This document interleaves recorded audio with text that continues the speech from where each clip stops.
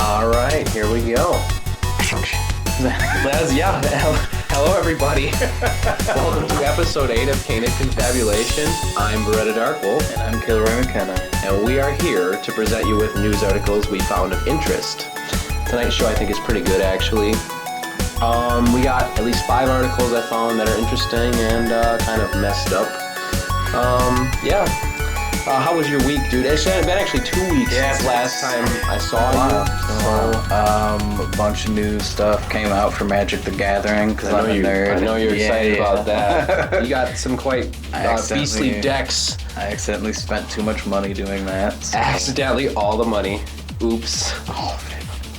Well, you know, I'm the same way, but with records, so...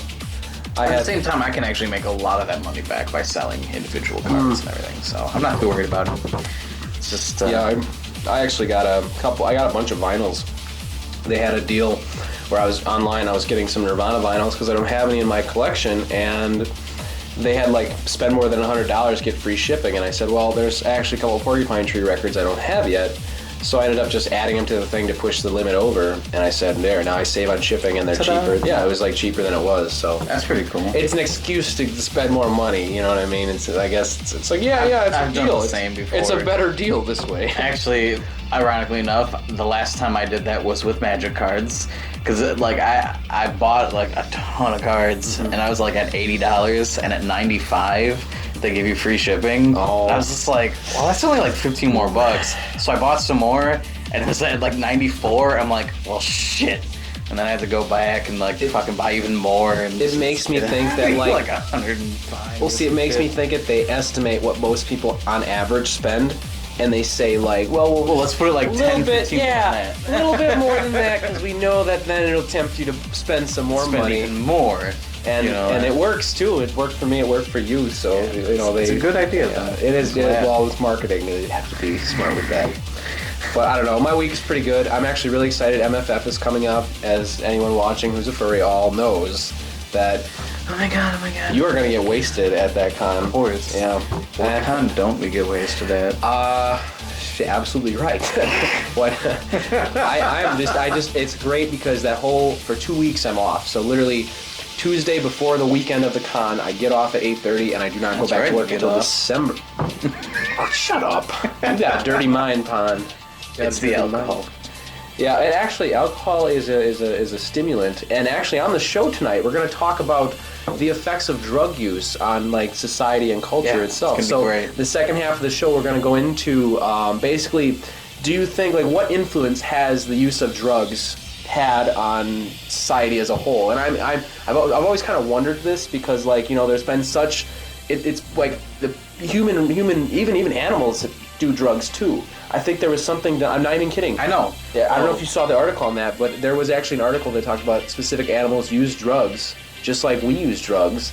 And I'm curious as to... So it's a natural thing. Right. You shouldn't ban that. What I'm saying though is I'm curious as to let's say we didn't use drugs. How would society be in relation to that? You know what I mean? I just think, in my opinion, that drug use has affected us in a pretty unique way. So hopefully you'll stick around. Yeah, get intoxicated with us, and use that drugs. way the show gets better. Yeah, because I am not entertaining without alcohol.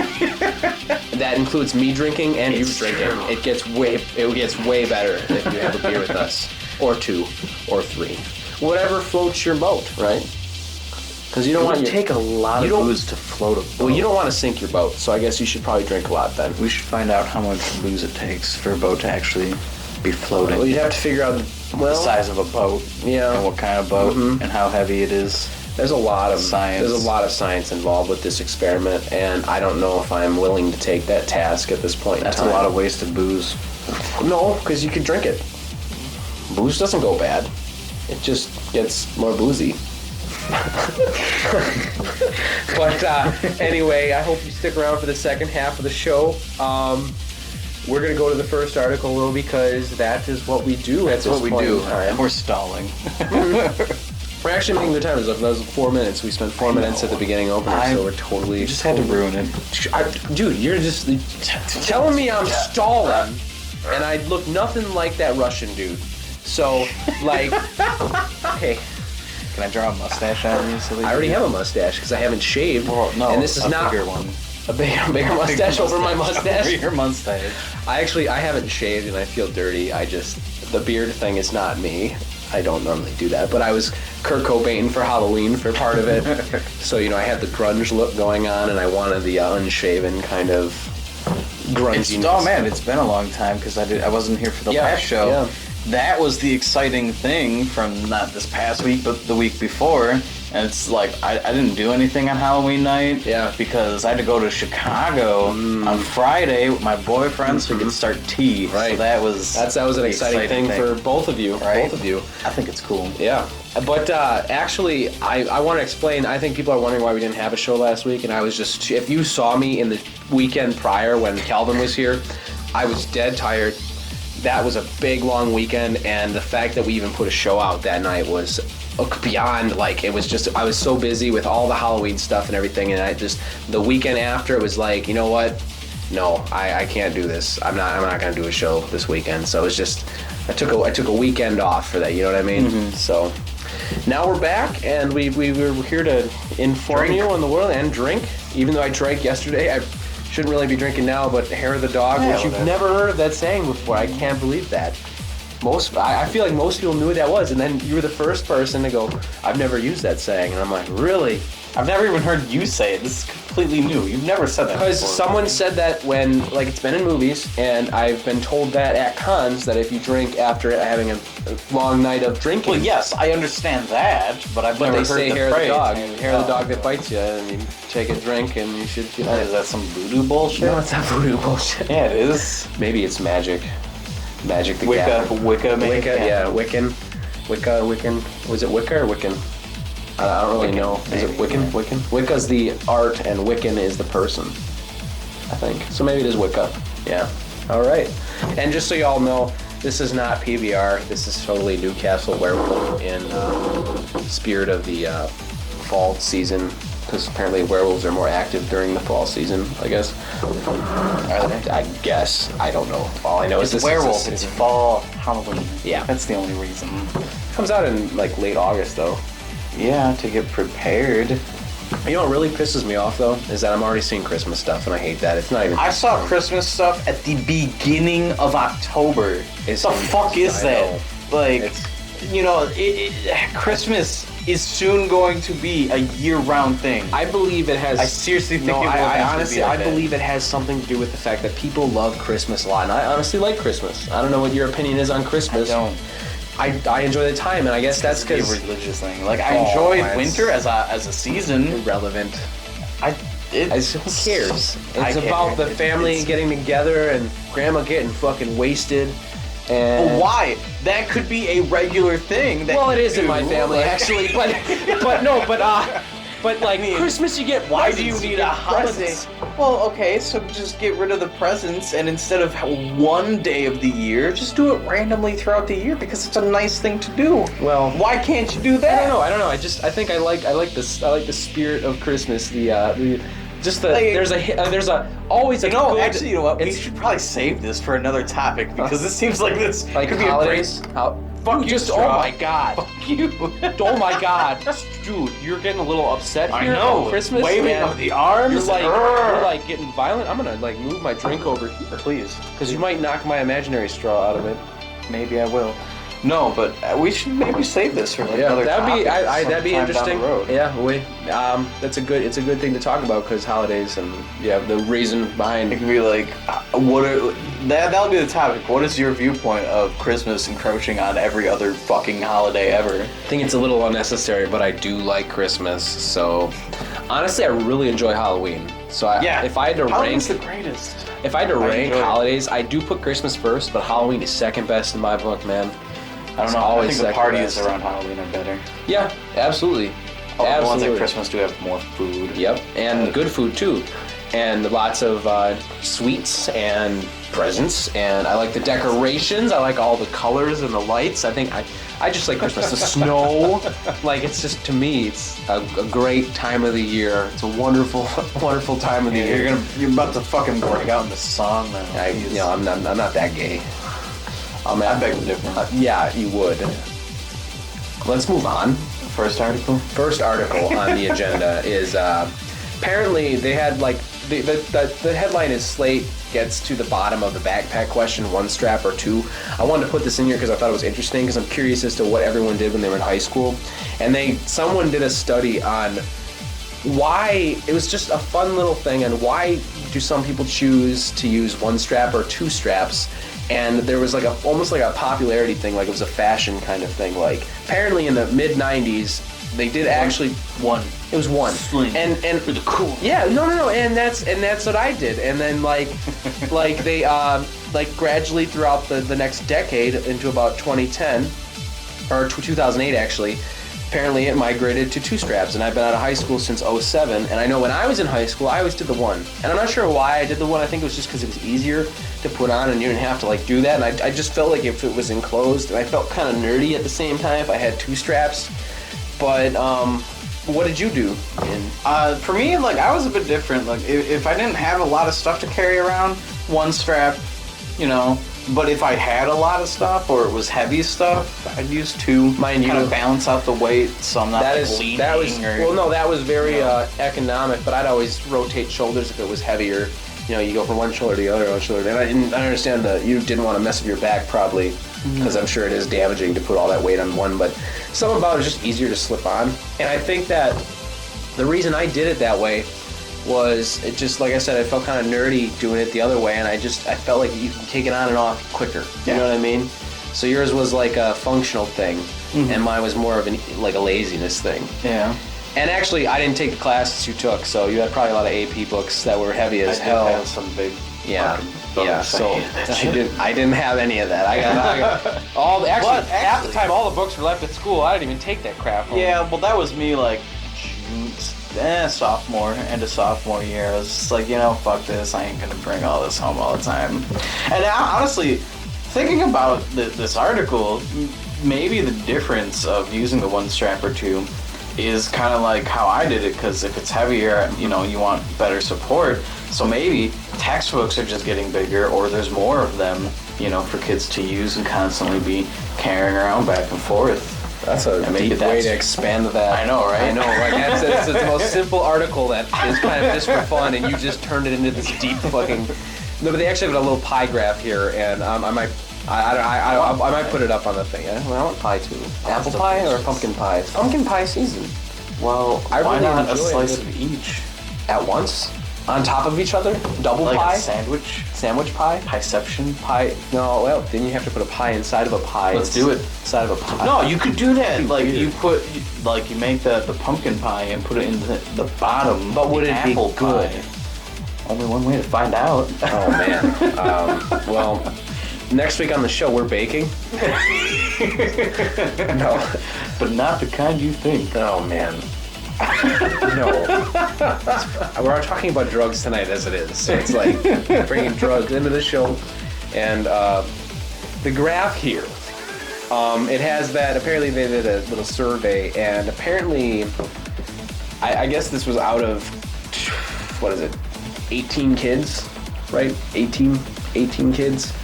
And apparently 9 people switched shoulders, or switched from 2 straps to 1 strap.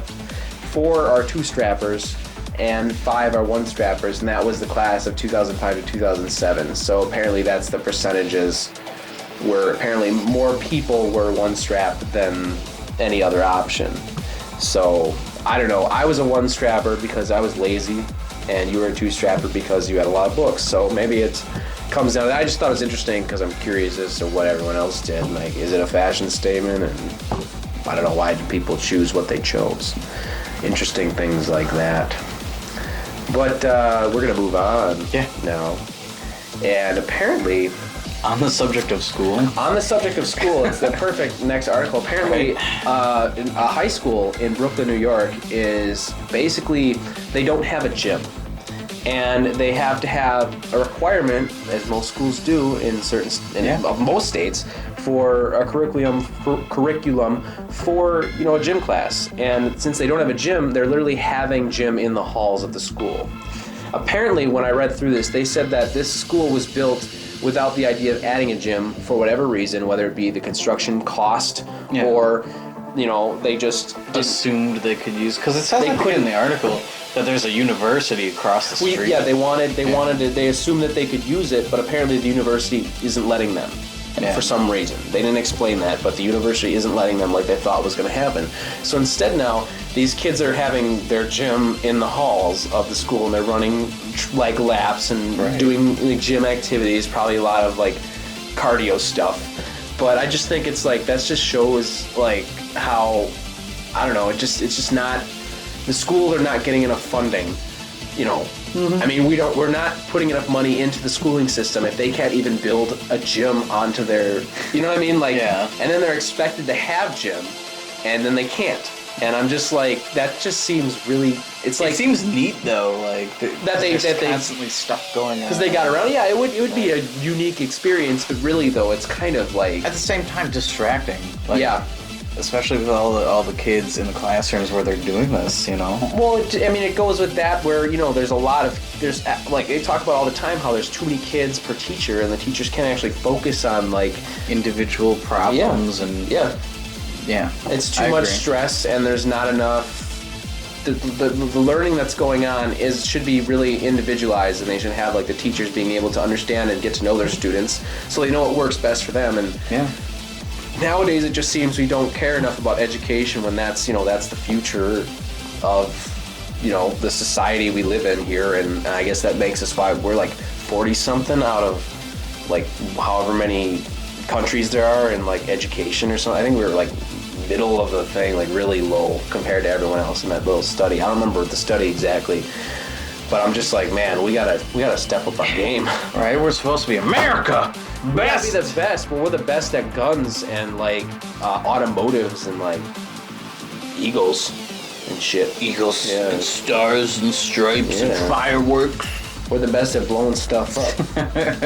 We'll bomb your country. Here's fireworks. Happy 4th of July. We're gonna bomb the shit out of you. We're the best at being assholes, I guess. So. We're like the bros of college. The bros of college, yeah. I just want to see like douchebag hat. Douchebag hat on the United States. Scumbag Steve hat on the United States. That'd be a great thing. So true. What's Canada got then? What would they have? Well, what would their little personality be? I don't know. Kind of like scared, hipstery, some kind of too underground for you. I don't know. They they get sucked into everything we do. So. They just got a lot of, bears and stuff. Bears. A lot of emptiness. There's a lot of empty space in Canada. Cold, snow. Lots of snow, apparently that's a Wisconsin accent. Like, I guess we're Canadians because we're so close. I know. I think other people are closer though. Minnesota is like attached to it. But remember though, yeah, but there's nothing that way, I guess. I don't know. There's a lake. Yeah, that's true. Well, it's actually closer to Michigan. The lake kind of connects, but it's closer to Michigan. Moving on. I guess the FDA is considering banning trans fats from the food we eat. And I don't know your opinion on this, but in the article they talked about how trans fats, which I didn't know, I assumed trans fats were like somewhat just commonplace and they're just there. But apparently they were saying that trans fats are like almost an easier way to put like a fat substance into food. And it's actually worse for you because of that, because it stays in your arteries or whatever. And that heart disease. It's heart disease and causes it's just really bad for your health. And like they're trying to ban it and remove it from foods. And at first I'm kind of like, well, I've always heard that trans fats taste better. I was under the impression that it was kind of just a common occurrence and you could remove them, but it always kind of sucked the life out of the flavor of the food. You just had to kind of watch what you eat. Like you could eat this stuff, but you couldn't you couldn't overdo it.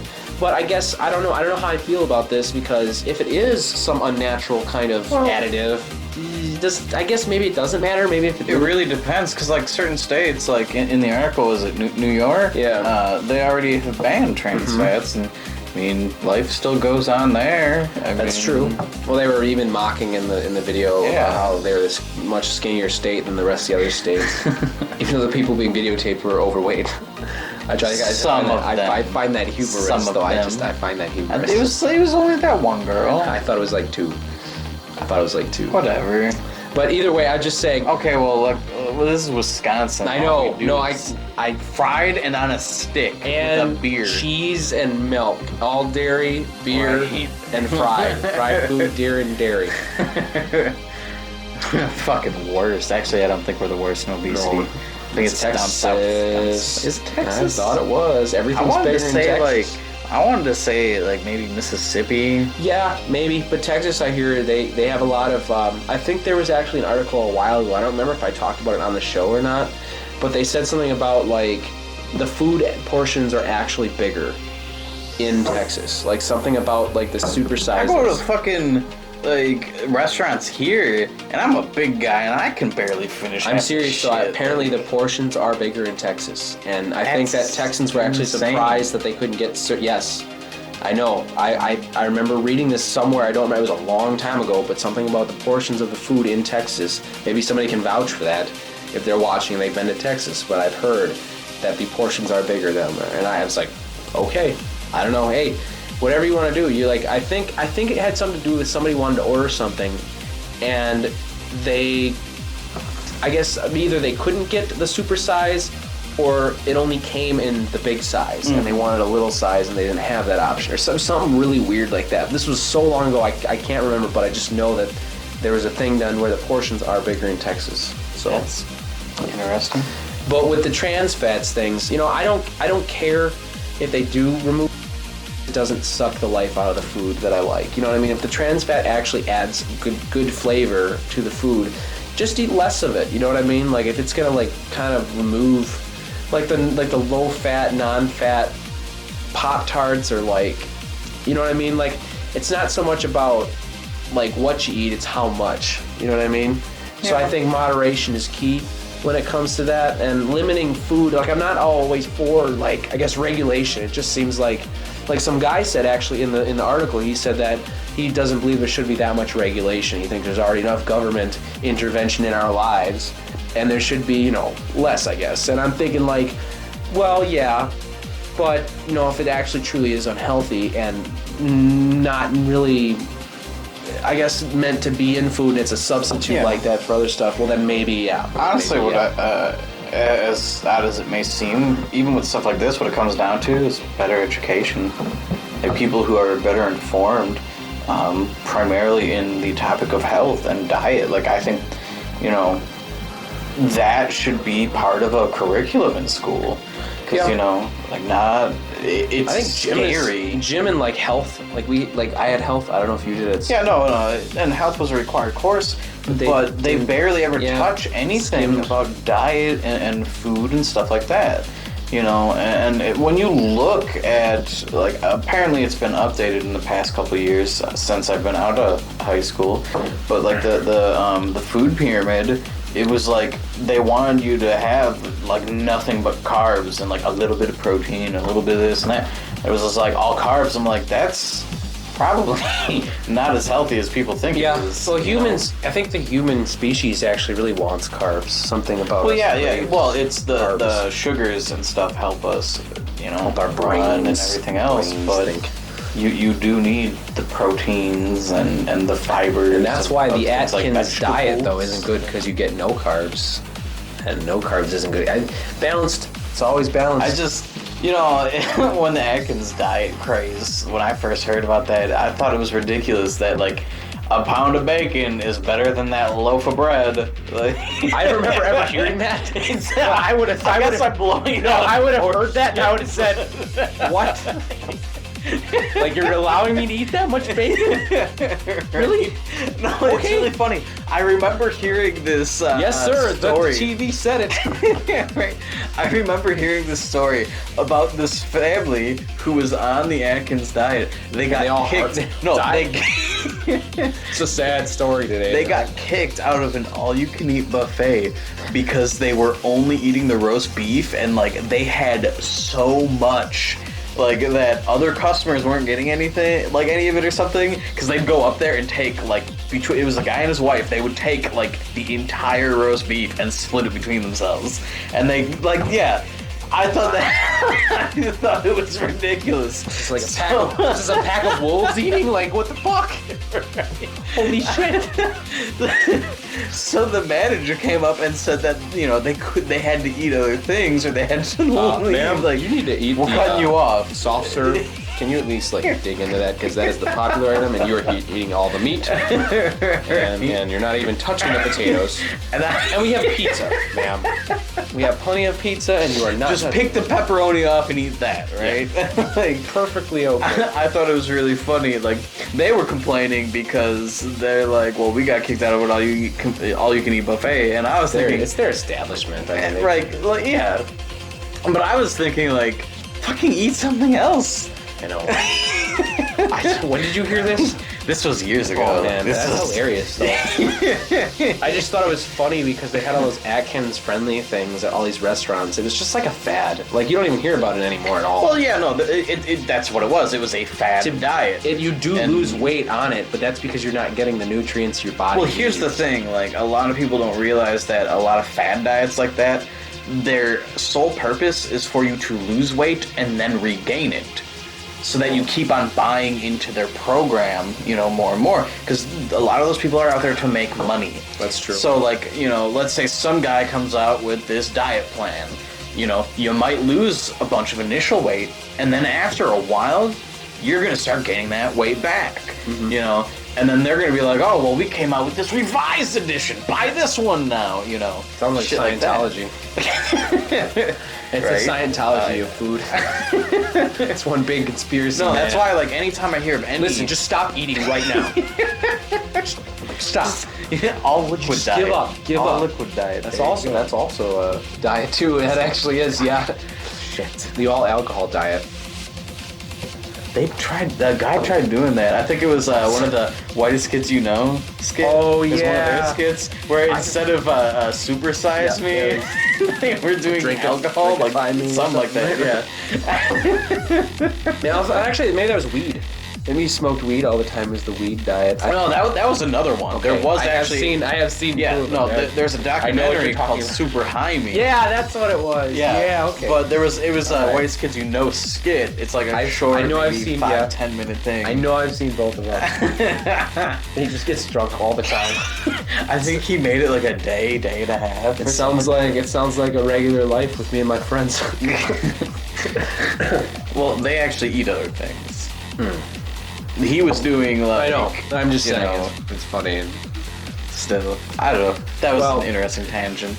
No, it was good. I guess what it comes down to is just eat moderation. If trans fats are not like really natural foods, as much as I know you don't believe in the whole naturalist food thing, but if it really was invented as a substitute, actually, taking this in a different direction, maybe they should do studies to see how, like, if there are any addictive properties of the trans fats. There probably are. Because if they are addictive, maybe it would be better, maybe not to ban them, but restrict them or something, right. Because that could be what it is. Maybe the material used or the chemicals or whatever it is, I don't know, it's more addictive. On a sidestep to this, remember when they had the whole pink slime craze? For like Burger King or McDonald's, and they were talking about how the burgers were made with this material that was like basically the byproduct of the leftover scraps from all the meat, and they just grind it all up and turn it into this goop. And then they'd even add like filler, which is just like almost wood-based like paper product to like the meat to add it to give it more like substance. And they were actually people were eating this at these restaurants, and then everyone freaked out, and they had it removed, and they're having regular meat. I think this was in like 2010, 2011. This all changed over. But I actually remember people then complaining that the burgers got smaller. And I'm like, you're going to a budget place that's selling you a burger for 99 cents, which probably jumped up a little bit to I think they're like $1.30 now for a burger at Burger King. But my dad actually, he was complaining about the portions. He said the burger got smaller. And I said, well, I actually didn't know this at the time, but now that I've read into that they stopped the pink slime at these places, well, that's why. It's because they still have to make a profit, and they want to sell it for like pretty much the same price. And obviously to have more quality meat, they have to make the portions smaller. And I don't know, I just found that interesting. I said, personally, I would rather have a smaller portion because I think people generally should be eating less anyway. I think we as an American culture, or like human culture, especially America. Yeah, well, yeah, especially America. We eat really more than we need. We've got more food than we need. And, you think about it, you got starving kids in Africa that don't even get the resources they need. And we're over here, gorging ourselves. And I guess it just comes down to, I don't know, I personally don't like food as much as some people, but hey, I just think that I'm okay with them creating smaller portions and it being better meat. That's my opinion of that subject. I would rather have less of something good than more of something bad, if that makes any sense. So I'm just worried with the trans fats things, if it does take the flavor out of the food. Like if it's like a low fat cookie, like, I don't know, like that just seems like they're not as good as the regular ones. And, you just, to get that flavor, some people that end up eating more. It's just like with diet soda. When people drink diet soda to, counter them eating more food, it actually stimulates their hunger because apparently diet soda, your body knows it's not real sugar and then craves more carb or calorie intake. And I found that really interesting. So like I said, it all comes down to moderation. I think that goes with anything, whether it be drugs, whether it be, exercise even, whether it be food intake. It's just like a good balance. You need a good balance of everything. Equilibrium. Yes, exactly. It's a great word to describe that. But I think we've talked enough about food. Yeah. All right, so we'll move on. And I like how we went from talking about backpacks to school to food, but it went from like almost like related to like it's just a random little sequence. All surrounded by education. Yeah, all surrounded by education. Tonight's show is education. Education. No, the next actual article is more of I like how they get progressively more serious as we go on. Right. But this one is apparently, let me read the headline here. I scroll down too much. Apparently in Puyallup, is that what it is? Puyallup, Washington. Apparently cops are videotaping like DUI arrests when they get put in their jail cells, and they have, like, when they have strip searches, they're being taped as this is happening. So like, I guess there's evidence or whatever.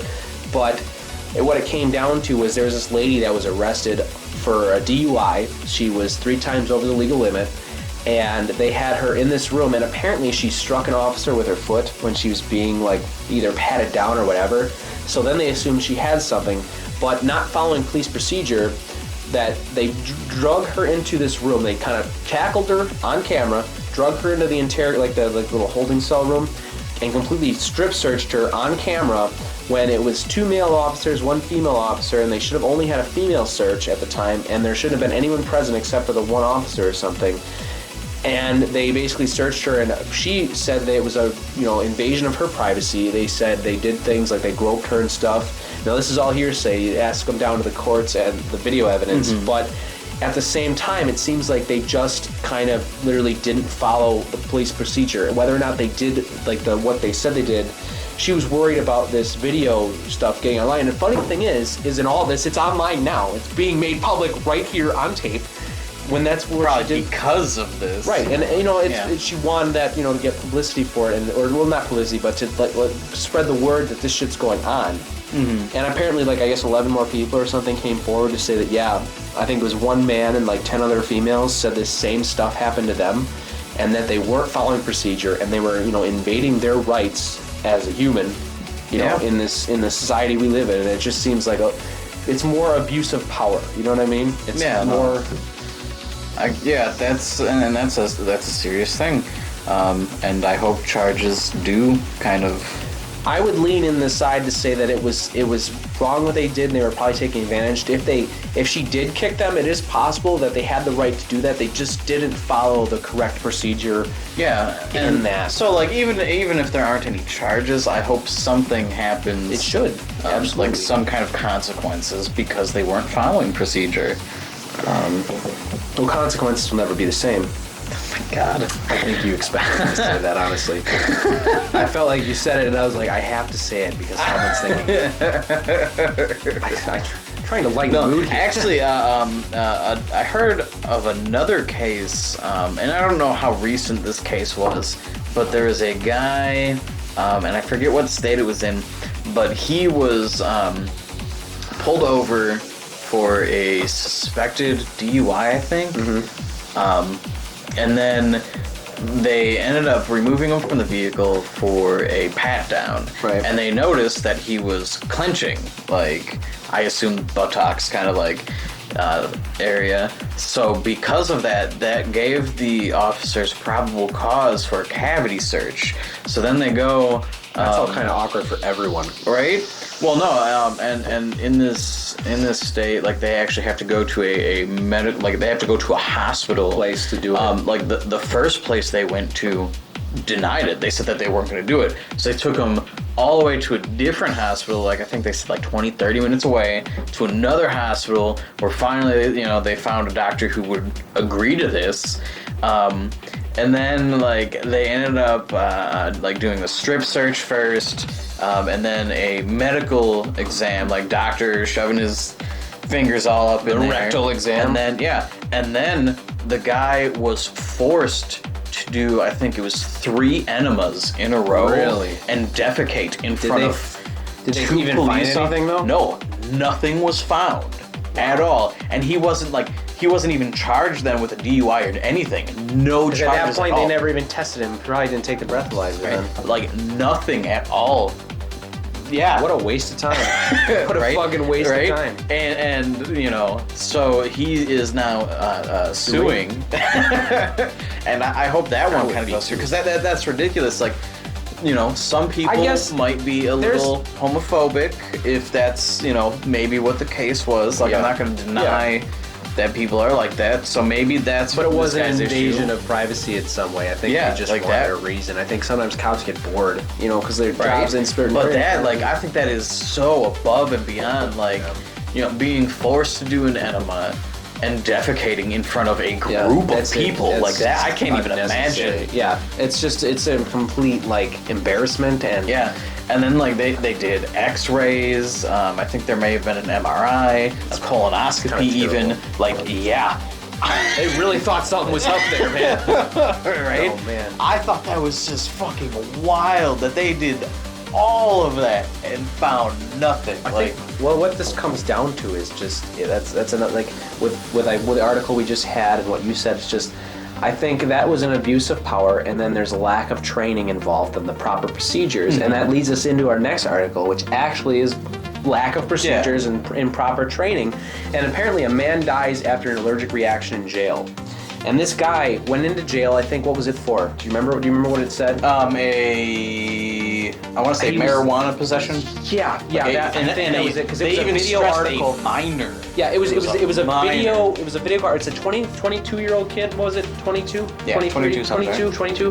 And this dude was taken into custody, put in a jail cell until he could get bail or trial or whatever. And he was having his daily meal at the time in a local county jail. And apparently he had, like, it was oatmeal. But he's a dairy allergy. Dairy, yeah. The oatmeal was made with milk, and he was trying to tell the officers there that he can't eat this. He can't eat this. And I think they forcibly told him, you have to eat this. And he said, I really can't. And then you see in this video, this man coming up with an inhaler and saying, listen, I'm having an allergic reaction, I'm using my inhaler. And they're like, okay. And then they sent him back to his room, and then the dude, like, was, I think, crying out like he needed help. Like, screaming for help for, I think they said 20 to 30 minutes. Something like that. And then the dude literally died in the jail cell. Yeah. By the time they finally, 30 minutes later, brought paramedics in and believed him, after he's on the ground unconscious for that long, you know, no oxygen to this guy's brain, he ended up dying. And that's just so fucked up that, like, they just assumed that he was lying. And this kid doesn't even look like someone who'd bullshit like that. He doesn't even look like, I don't know why this happened. See, and this is even bigger, like, so messed up. He's not a criminal.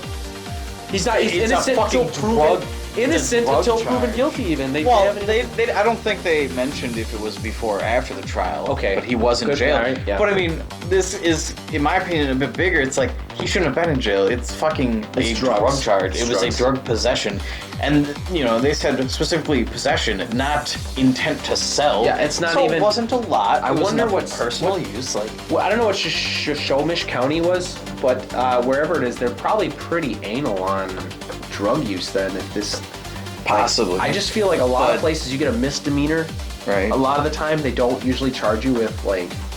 So for, like, just possession, like, I'm going to look this up, because there's probably a lot of counties like this, but... But yeah, no, like what you were saying, neglect and abuse of power. I guess it's Washington. Washington State. Yeah. And actually, aren't they legal now? They should be legal, so this... No, maybe this was Before? previous, because It's a current article, so I don't know. I don't know what happened with it. current article, but he may have been in jail Okay. because of the previous charge and was not yet let out, or Well, I don't know if there is a retroactive It's thing. just messed up because now the family is suing for so many $1 million. 10 million, Was it I 10? think it Yeah, was. well, fucking yeah. This needs to be an example right here. Like, this is... They cannot be allowed to get away with this. Yeah. Like, this is just unfair. Like, No, it is, like, they need to know that this stuff can't a young happen. kid, you know. And this kind of stuff happens a lot. There's a lot of abuse of power and people not caring and no one improper training. And like Proper training, neglect, I think is a big one. I am not against police, but there are certain circumstances and certain corrupt officers, and stuff needs to be revamped. Yeah. There needs to be. And honestly, like, you know, I'm actually more on the side of like corrupt police and shit. Like, I don't like cops all that much, but this seems more of just incompetence. Yeah. You know, Exactly. like incompetent fools not knowing how What to to handle a do, or, situation. yeah, they just did- I don't think they believed Or the guy. honestly, just not caring. Yeah, they didn't believe him. They thought he was full of shit. I don't think they've ever experienced, at least maybe what an asthma attack is, or an allergic reaction to food. You know what I mean? Like, I don't know when he told him he couldn't eat this, what did they expect? They're like, well, we got nothing else. You have to eat that, and you have to eat because you can't starve yourself, or some shit like that's what I'm Right. assuming went down. It's just a lot of messed up, in my opinion. It's unfortunate though. It is That's- very unfortunate because, you know, this kid didn't even deserve to be in jail for what he did, you know? Yeah. So, I don't know. Especially in Washington. Like, I what know, the fuck? I know. Come on now. But the difference is, like, maybe he was in a federal prison of sorts because Right. it is still technically against federal law to have marijuana. And maybe that's what it was. For all you know, though, he was there then because he had intent to sell, but they dropped those charges and just charged him as a lenient charge on possession. Possible. Who knows? That's what I Either way, shouldn't have died. That's what it comes down to, you know. shouldn't have died. And I hope the family, you know, does get... Shouldn't have had an allergic reaction, bro. Why you having allergic reactions in jail? Who the fuck does that? Don't do I know, that. right? Like, come on. That's totally an option. Right.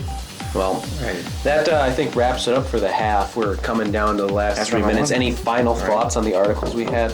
So I really gotta pee, so I'm excited to do Oh, this so half maybe right. I should talk really slowly. That doesn't slow down the time. And No, you gotta. We're close to the. Let's cheers on the end of this. What did you have tonight? What is that blue juice? it's a mix of a bunch of stuff. And it tastes like nothing. Apparently, you No, made the it's a most little bit. banal, bland drink. Like, God, yeah, I was kind of disappointed. No, I didn't add enough blue curacao. It's blue curacao and vodka and 7-Up with like a dash of sweet sour mix. Dash of Mrs. Dash. No. No, that's No. Ooh, that would not be good. it wouldn't at all. I don't want to try that, actually. Okay, let's try it. I was going to joke and say that I try it. did, but I don't think I can joke about that. That would I be- cannot. I take my drink seriously. Serious business. No, drinking isn't serious. Come on now. No, it's actually mostly stupid, and I'll get fucking retarded when we're Right? drunk. We're not like fucking wine tasters. You know, like, you gotta smell it and swish it in your mouth. That's a good and get, like- impersonation. Shit. Holy shit. Wow, I felt like I was like fancy all of a sudden. No, you didn't. But no, I don't. I don't feel fancy. You're in Wisconsin. I'm in Nothing Wisconsin. here. We is have cheese, fancy. but no wine, just beer and We have cheese. We have cheese. beer and cheese. cheese. Is fucking good though. Beer and cheese tasting. Maybe that's what Deep we should fried do beer. one of these days. We should do cheese and wine. That'd be weird, because I don't like cheese. I don't try new things, so you're gonna have me. No, this is a bad idea. I think this is a great idea. For you. Why? What's wrong with that? I don't try new things, Pon. I try new things safely. I'm not What much. is not safe about that? I don't like stinky cheeses, and we're gonna. Who said stinky cheese? That's all the cheese I don't like, and most of it's odd. Like, I don't even like sharp cheddar. Sharp cheddar's delicious. It Too doesn't strong. smell. I'd rather have mild cheddar. I can handle medium, but totally mild. Oh my god, sharp cheddar Well, is so good. I think I said okay. sharp. Sharp cheddar? I think we got what you wanted to say. Sharp cheddar. Like, I don't know. Cheese is delicious. You invented a new cheese. Gouda. Never had Soft cheese. Yeah. Never soft cheese would be interesting. Munster. I might have had that. I don't know. And oh man, one time I had I don't know what kind of cheese it was, but it was like fudge flavored cheese. Weird. It like the consistency was kind of awkward, but it tasted like fudge. It was actually kind of good.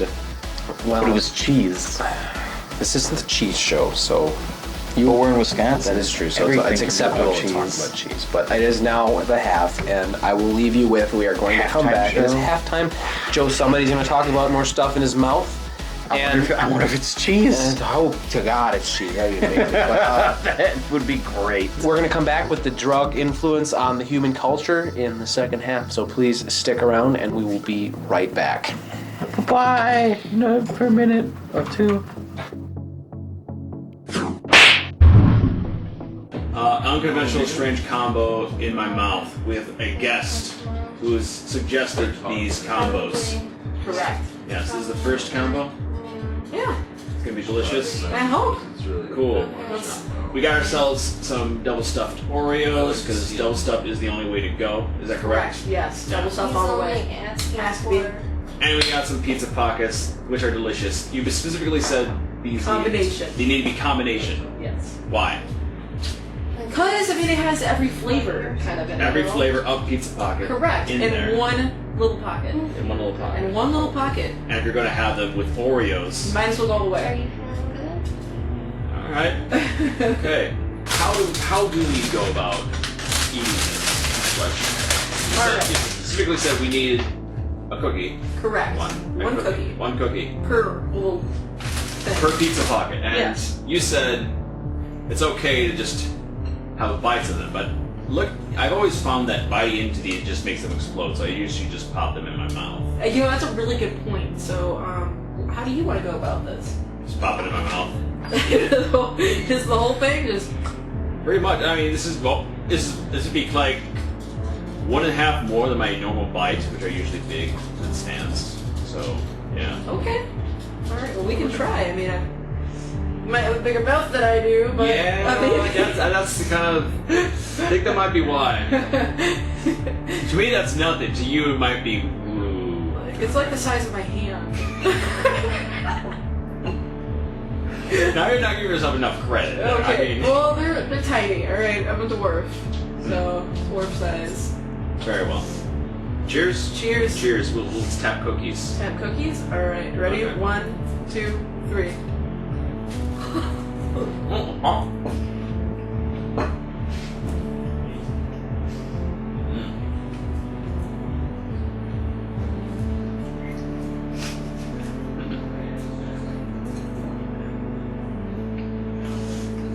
You're laughing. I'm being scientific about this. So.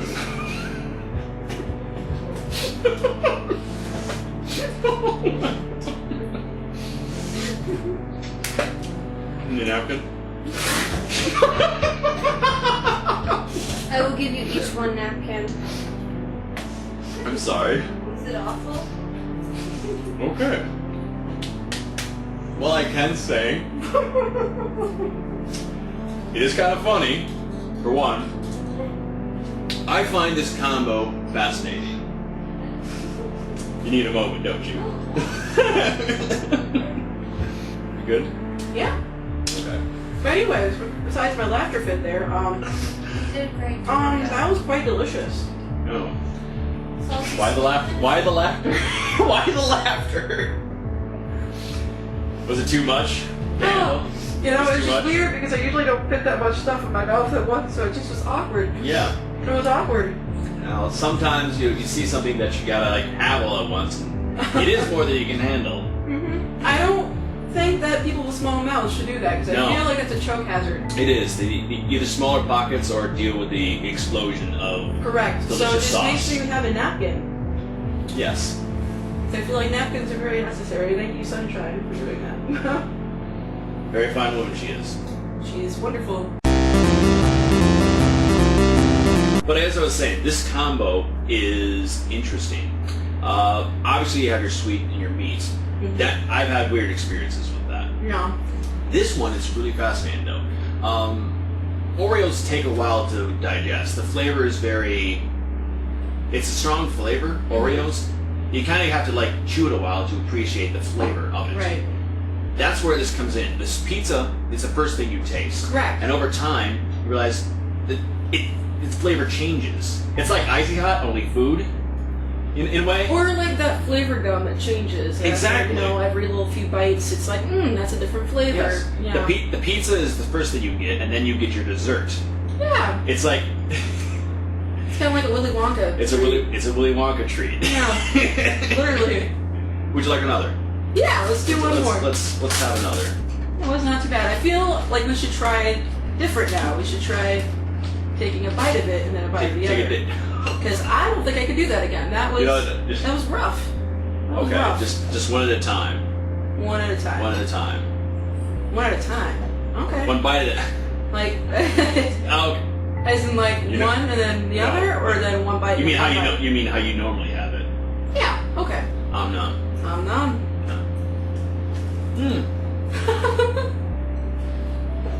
Soft on my lip. Just a little bit better. The one downside is they're very large. And if you have to eat it by bites, it's messy. That's the one downside I can say. Otherwise, both bite-sized items go together pretty dang well. Yeah. It's a recommendation that you just thought about on the spot, yes? Or you have eaten this before? Kind of, but not really. I had a bite of one, and then I had a cookie because my mom was just like, "Here, have an Oreo." And I had some pizza rolls, and then I had an Oreo, and then I kind of could like still like taste the pizza rolls, because I just ate them. And then I had some Oreos, so it wasn't together.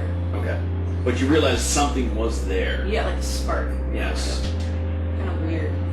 Do you think they'll ever make this go into the market? No. No. I think this is like having a beer. It's very selective taste. You know, like if you don't like sweet and salty, I wouldn't eat this. Okay. So It's everything all at once. Yeah. It's slowly digests. Okay, we're quoting Willy Wonka too much. Redundancy. Yes. Redundancy. Yes. Yeah, we got a lot of pizza pockets left over though. Yeah, we do. There's like 40 of them, by the way. Sure. What do you think? Damn. What's the idea? We still have shit to do. Oh yeah. Okay. Dessert after our dessert. We're eating well. We're eating well tonight. It's pretty good.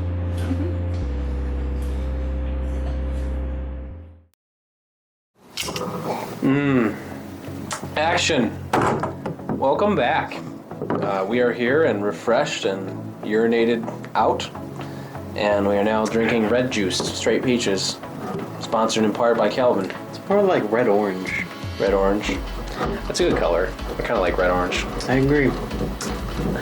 But yeah, now we're going to talk about the influence of drugs on culture. I know you do.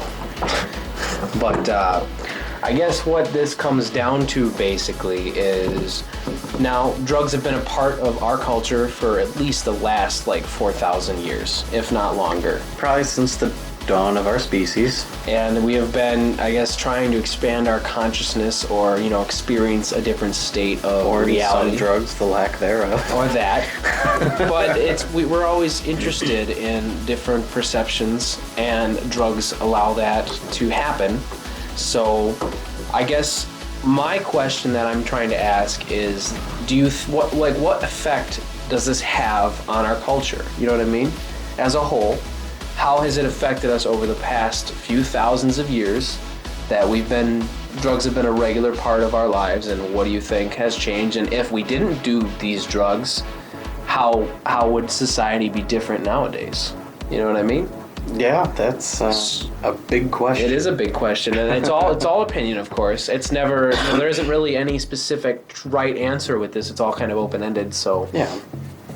I mean, it's all speculation, and I'm curious what you think. And I got some little examples here of different art influence throughout history, and usually it involves art. And I guess that's because some drugs stimulate that portion of your mind which allow you to, you know, think differently. So depending on what drug you do, I think that actually, was it Picasso that actually did all kinds of, I don't know what drug exactly it was, but he did a lot of drugs. It wasn't an alcoholic plus something else. I don't actually know. He did, so you want me to, I'll look it up. But I want your opinion right now on modern day. Let's start off with modern times. How are drugs influencing ourselves nowadays? And is it positive, negative, kind of a little bit of both? Well, I mean, there's always going to be good with the bad and bad with the good. Like right now, you have we did that article on what was that, like kratom or crocodile? Crocodile, yeah. You know, where drugs for some people are such an escape that they need it. You know, and they become very, very addictive. And when you get something like that, you know, the cheaper versions are going to be, some people may find them to be a better high, but they're a cheaper high, and they're also a lot more dangerous. So, like, that's the negative there, is that drugs, I feel nowadays, especially with a lot of ways that we can create them with all the synthetics and stuff like that. So would you say there's be more dangerous? Would you say there's certain drugs that are worse than other drugs then? Yes. And then would you say these drugs actually are less, I guess, socially better than other drugs? Like for me, I would say that, like, at least for a lot of people, cannabis or weed is a drug that is pretty much recreationally safe for the most part, as long as it's used responsibly. Same with alcohol. Granted, alcohol's a little more dangerous, but at the same time, as long as it's used responsibly, like we are here, it can be used to someone's advantage. It can give you, you know, more courage. It can help in art, I guess. I'm trying to find out this right now. Yeah. Well, like, if you want to go, along the lines of cannabis, that has a lot of benefits for a lot of people. It relaxes them, you know, makes them more mellow.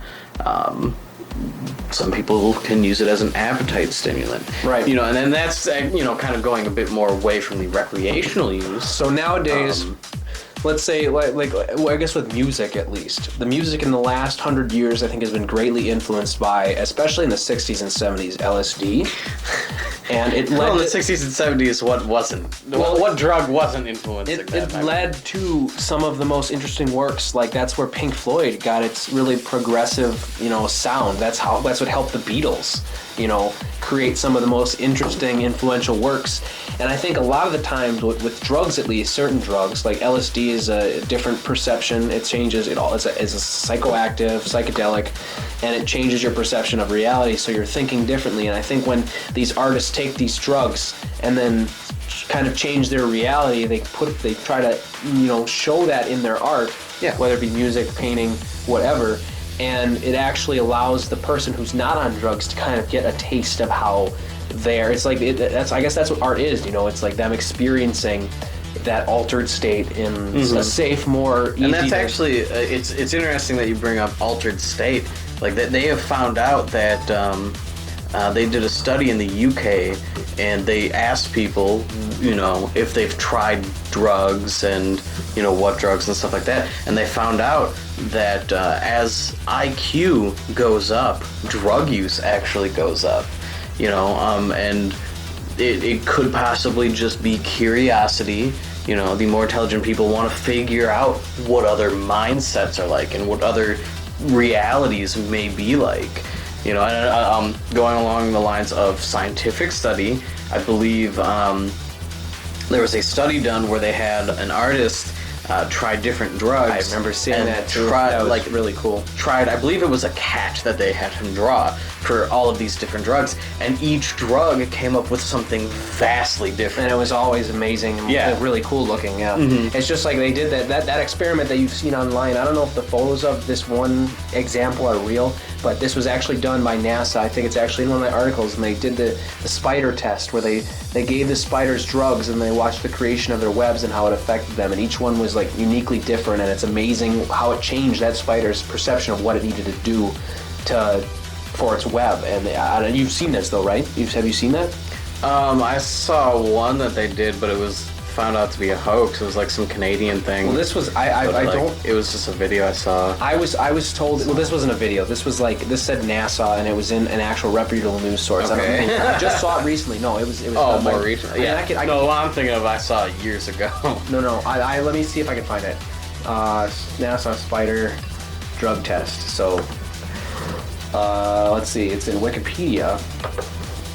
Now, not that that's completely reliable, 100%, but they have it all right here. Mm-hmm. And apparently, they gave these spiders psychoactive drugs such as caffeine, amphetamine, mescaline, strychnine, which apparently is a super poison, LSD, marijuana, chlorohydrate, theophylline, IBMX, and others. And apparently, like, they have the examples of the webs, which maybe I'll put up, and you can see how it affected their mind. And I think that if that affects these spiders' minds, it affects people's minds, and then it creates like without drugs, I wonder what society would be like nowadays. You know, like how would we be today without the use of drugs that is so widespread? It would be very interesting. Like, I personally believe that we may not be where we are, like technologically, because so many of us would be dying. A lot of drugs have basis in medicine. That's true. You know, so without drug use and seeing how it affects people, they wouldn't be able to, you know, grab the idea of, oh, hey, you know, that does this. We can apply it like this, you know. And that's huge. Like, they're used, and especially now, everyone is looking into, like, cannabis and the uses that, you know, that brings up. And there's seeing, from what I've, like, any studies I've seen, that results, especially in pain reduction and stuff like that, are good. Like, very good. Well, and you can say, like, in certain wars, I think certain soldiers in the past, I'm speaking from something I've heard, but no actual evidence right now because I can't remember where it's from. I feel they use drugs to allow them to either be more, like, even in World War II, I think they tried to see if they could drug soldiers to see if they could create, like, kind of weren't some of them on cocaine or something to keep them awake, or some kind of drug to, like, stimulate them, amphetamines or something? Possibly, yeah. To just keep them more alert and more, you know, aware. So it's like these drugs actually have a positive effect in certain scenarios. I mean, granted, war isn't really positive, but it changes the course of history. It just shows, like, I think that is more along the lines of, it shows that certain drugs can be useful and effective, you know, in certain circumstances. And with that, I believe, you know, it's probably under very controlled dosages and everything else. Right. Whereas you're not getting the same kind of efficiency out of it if you just go to Joe Schmo in the corner and buy whatever he has on him. With my experience, the drugs I have tried is very limited, but I have tried cannabis before, and I have tried alcohol, of course. And with me, what it does for me at least, cannabis allows me to get into my own world, and I can, like, focus inward on myself. And usually I tend to bring up problems, and they say it causes, certain people can't smoke because it causes them anxiety, but for me, I probably get a little anxiety going on, especially in social situations. That's why I don't smoke around people. But when I smoke by myself, I can actually analyze any issues going on in my life, and then I can usually solve them and realize what I'm doing wrong, or kind of almost come to terms with, like, it's like my mind then tells me this is what's wrong and you need to fix this, and I wouldn't be able to figure this out sober. But for some reason, under the influence, I notice it. It's almost like I'm paying more attention on what's really going on. You know what I mean? It allows you to be more introspective, and you can then focus in on what anxieties or stresses you might have. Yep, that's and what for it is you, for me. you can work it out. Right. Yeah. And with alcohol, for me, it helps me be more social. It's easier for me to open up to people. Get in front of a camera and talk about all of it. Talk about this in front of internet people. Right. Internet people are scary. I mean, there's a lot of trolls out there. A lot of trolls. Don't feed them. Don't feed them. I'm hungry. My burger I ate on break make you hungry? No, we were talking about trolls and feeding them. Okay. Are you calling yourself a troll? I might be. What do trolls eat? Everything? Anything? Whatever you feed them. Stuff under a bridge? Yeah. Do people dangle stuff down and then you... Sometimes. Yeah. So I think they're the trolls in that case. So they're if it's on a being mean? string, they pull it up when you try and grab it. But you're not a cat, you're a fox. You ever remember that old McDonald's commercial where they dangle the McDonald's Did he have a fries? farm? No. Someone You said knows old McDonald's. No, the old 90s McDonald's commercial where this guy was dangling something in front of a cat and the cat wanted it and then the cat ran away and then dangled a McDonald's fry box from the roof of you remember that? Really? I don't. I know. I thought it was funny. Sorry. That is actually kind of funny. That's a good commercial. That's No, what they but should do nowadays. Just bring back all the retro commercials. I think it would. Well, they already did that with the food. The new cereals that came out for Halloween. Oh yeah, the Frankenberry, the fruit, and all the other stuff. They brought them all back, and they knew that if they did the retro boxes, it would stimulate. Everything's about retro shit. Because like, it's perfect the marketing. throwback Mountain Dew. It's perfect marketing. Although with the throwback Mountain Dew, I think it tastes better. But I liked it. I haven't actually drank it in a while, but I remember I did enjoy it. I just think with this though, that stimulates something in your head where you're like. That creates that nostalgia, and then you want to buy it because it relates to you in some way. So the 30 or 40-year-olds that remember that from their childhood. Hey, I'm gonna buy this. Yeah, it reminds me of my childhood. But I guess with back on the subject with drugs, for me, all this, good, I would say a good 80% of the population use some form of drugs, and it all affects everything as a big picture. So, in my opinion, nowadays.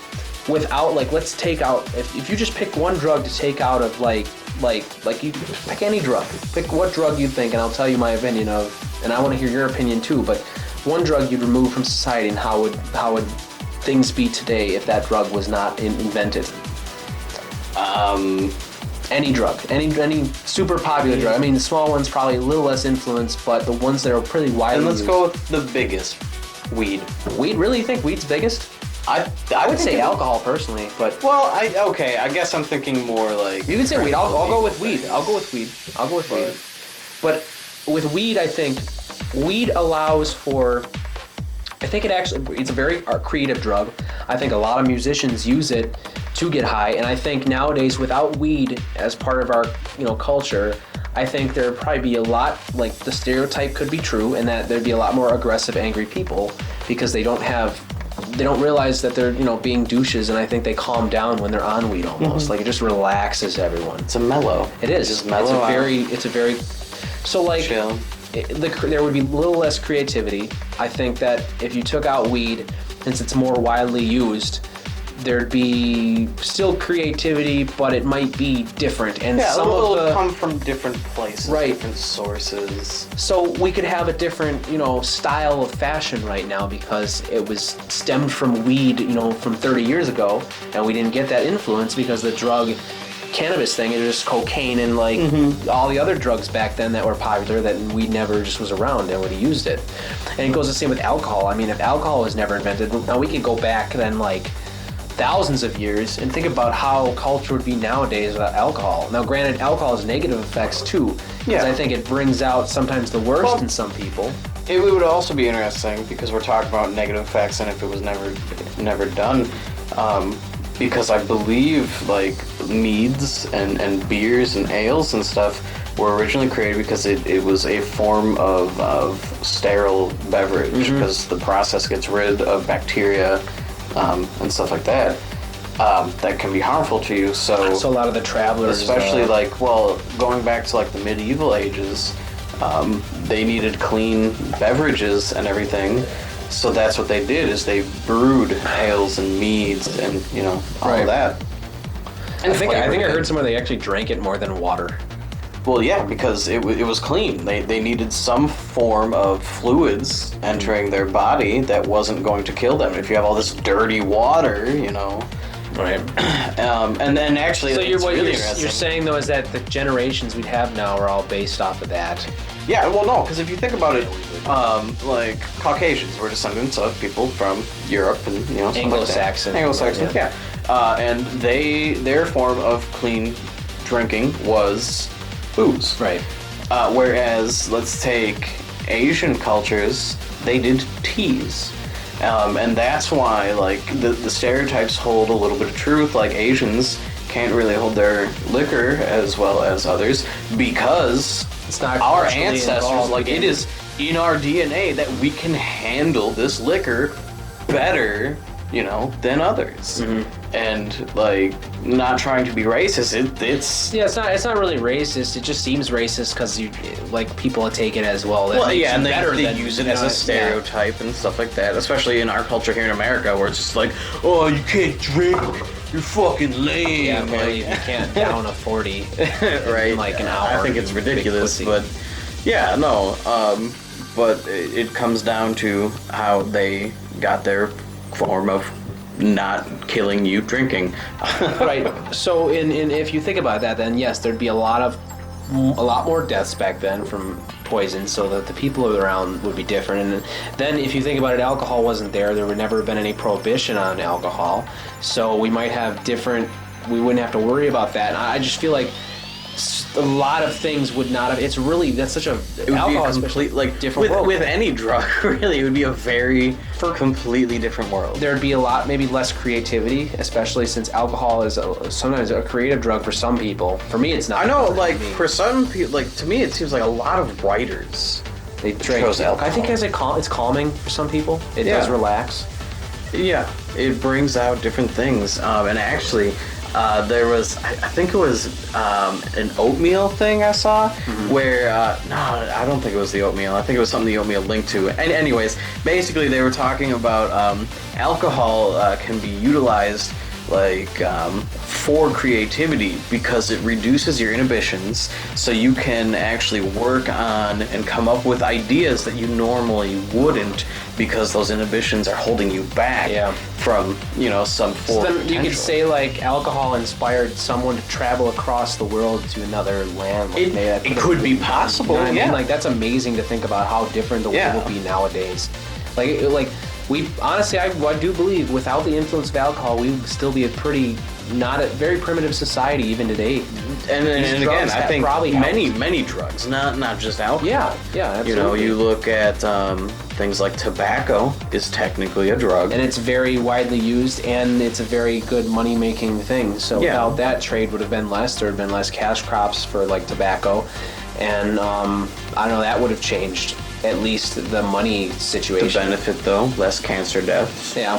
Well, there's a positive and a negative to everything. Yeah, like I said. Really, in my opinion, as a whole, a lot of the time, you got to take that's why I think a lot of drugs should be legalized, because I think you're going to have a negative backlash from that. Yeah. But at the same time, there's going to be more responsible people, and then less arrests and less all kinds of stuff that's negatively impacting society. I find it absurd, bringing this again back to weed, but it's so pervasive. So many people have tried it. I know. Almost even smoke regularly. Almost every single person I know has at least tried it. Everyone I know. I would probably agree with that statement. I don't know if there's many straight edge people actually. I think I might know one or two out of the hundreds of people that I actually know that haven't actually tried it. So that's kind of amazing to me, is that it's just so common, and most people will tell you that they have no problem straight up with it. Exactly.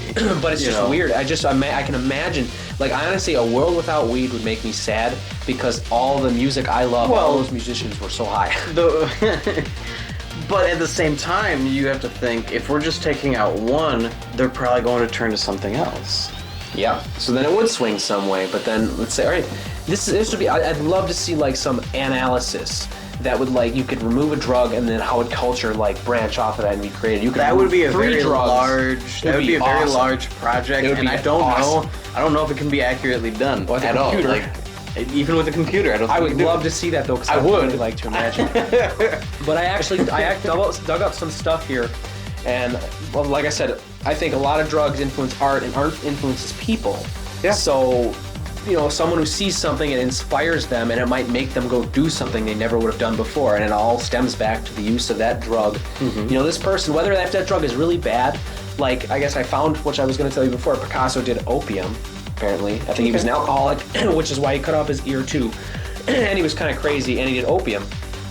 But if he didn't basically sacrifice himself and his health, we wouldn't have that amazing art that he created that inspired people to delve into themselves without needing that. He was almost like a martyr in a way to art itself. Art as a whole. He like inspired people's emotions and changed their opinion on stuff, and I just think that's kind of cool. It's kind of cool the influence of that. But I found actually let's see, the influence of drugs in art history, and I'm going to put up the pictures here that I've seen. Apparently, the first image is in the 19th century. The anise flavored spirit absinthe was popular among European bohemians. Even though its hallucinogenic effects have been exaggerated, a number of painters have sought to capture the green monster, the green fairy, or whatever it is that people see when they take absinthe, the old absinthe, the real absinthe with the wormwood in it. And apparently above is a Czech painter, Victor Olivia's absinthe drinker, and it has like an amazing piece of art here that's actually, you said was cool. You thought it was cool. I think that's pretty unique. I like the colors and the like, this invokes emotion, so I don't know, this could have an effect on somebody at some point in time. The next image here is, this was done, somebody took, let's see, where was it? These are his cocaine paintings. So Jean-Michel Basquiat used several different drugs when producing his work, like the untitled head above.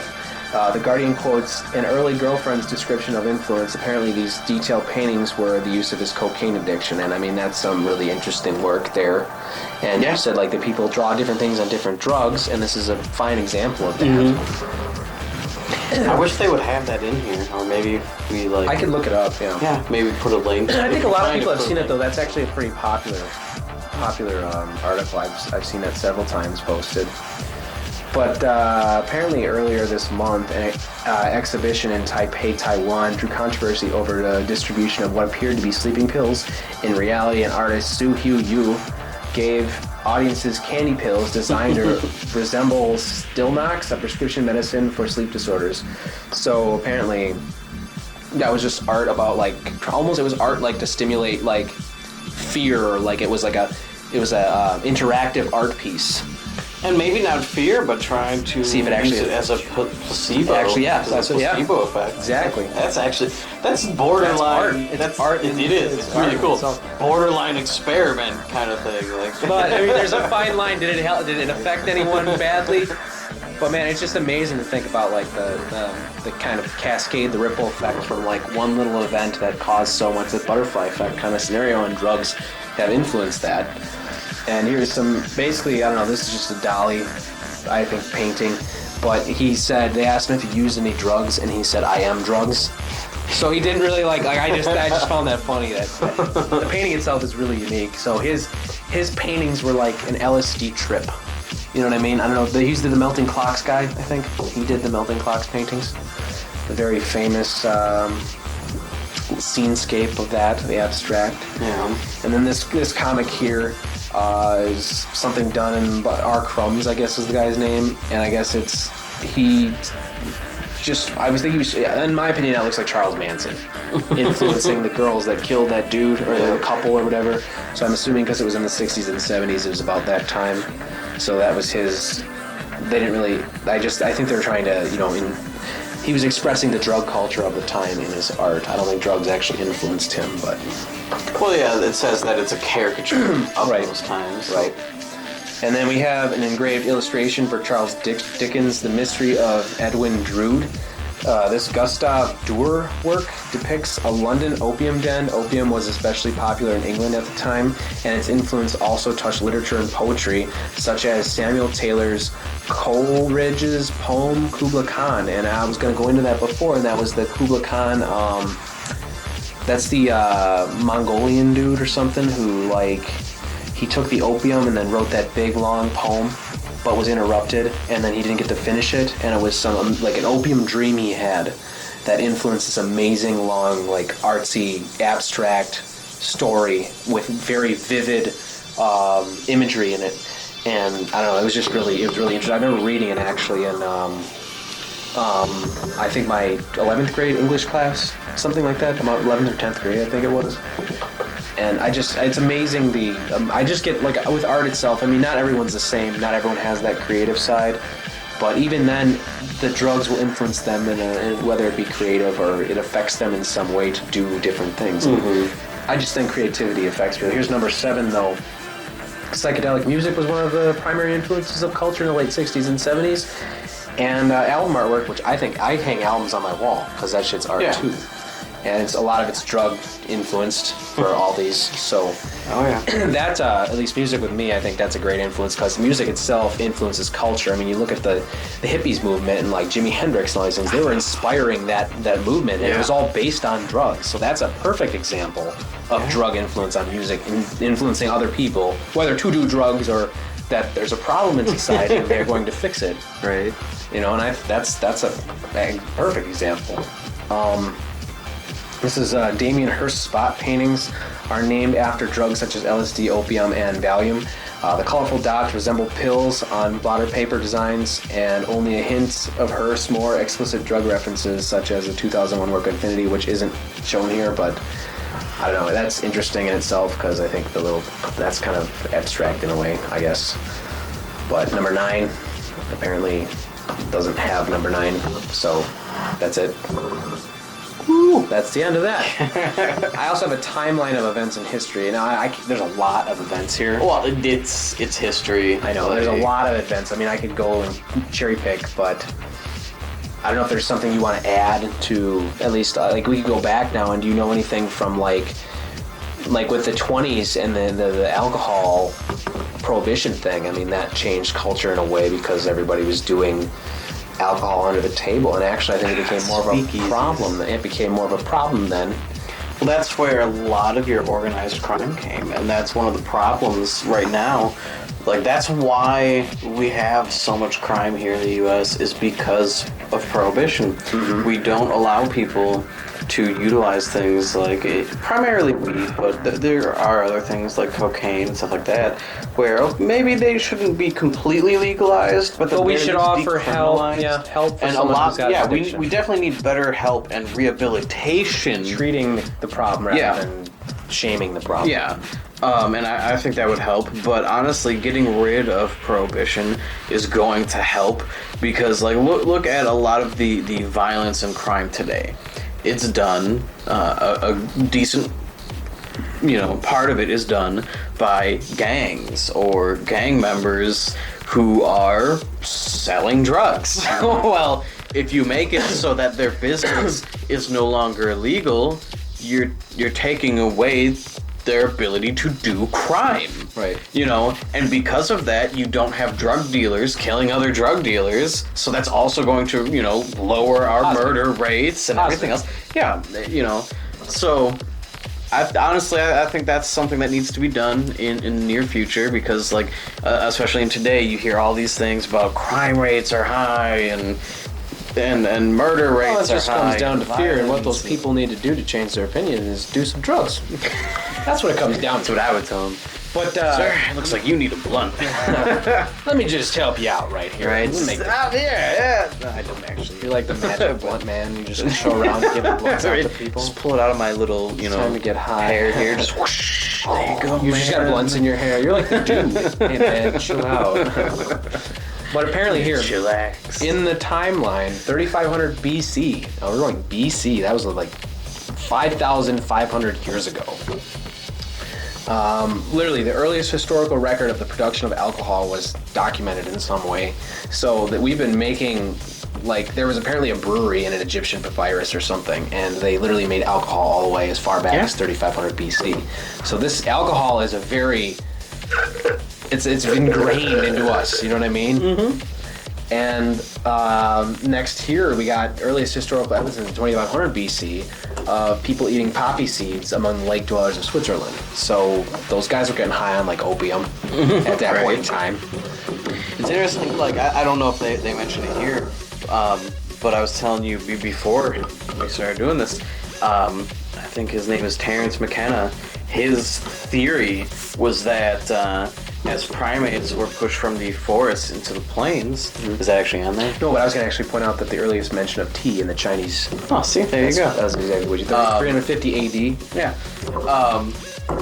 But McKenna had felt that he believes that as the primates were pushed into the flatlands and the plains and everything, that they started eating psychedelics, and because of that helped develop parts of our brain that, you know, allowed us into this higher thinking, higher state of mind. And that's, like, if you look at a lot of drugs, it's always trying to achieve, you know, that next level of consciousness. Like, you know, you They want to said earlier. expand their thinking, and this sounds Yeah. like Tool Mom.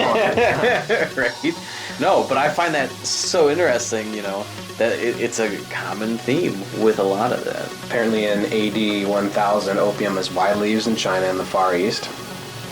And then in 1493, tobacco was introduced into Europe by Columbus and his crew returning. So the Native Americans apparently gave them all tobacco, and now they've influenced everyone into the addiction that is today, that everyone uses tobacco and smokes Right. cigarettes. But I don't know. And they're let's see.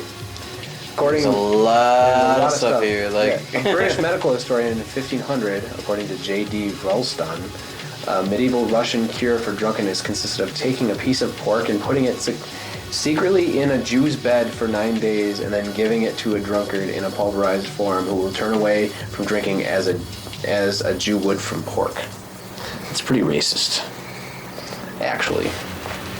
That was less hopeful than I thought it was going to be, but right. I'm trying to find. You're just drug- picking and choosing now. Well, I was trying to find something. I saw the tobacco thing, and I thought maybe the next one was related to something like that, but it wasn't. So I know that obviously they used cocaine in the late 1800s, late 1800s in like Coca-Cola. It was used as a painkiller, and I think Coca-Cola was originally made as A lot of medicine. earlier sodas were intended as like a medicine thing. Like, that's why even nowadays, if you have an upset stomach, one of the best things is just getting a white soda, like ginger ale. Sprite. I know Ginger ale helps. The ginger root, I think. is Yeah, actually good. to help kind of calm upset stomachs. Well, yeah, you say with drugs, I mean the medical portion of the drugs, you know, Yeah. help people continue on with whatever their Exactly. tasks were. So it was beneficial in that respect. Yeah, like there's so much about drugs that we can continue to study, and there's a lot of learning to be found, and a lot of medicines to be found. It literally took 1,800 years before the first prohibitionary laws against opium in China are promulgated. What word is that? Where's was it? Where The hell is that? Promulgated. promulgated? Apparently they put them in. I'm just gonna say put them in effect. Promulgated. Okay, the punishment decreed for keepers of opium shops into strangulation. That sucks. But it took 1,800 years before they finally thought that it was wrong.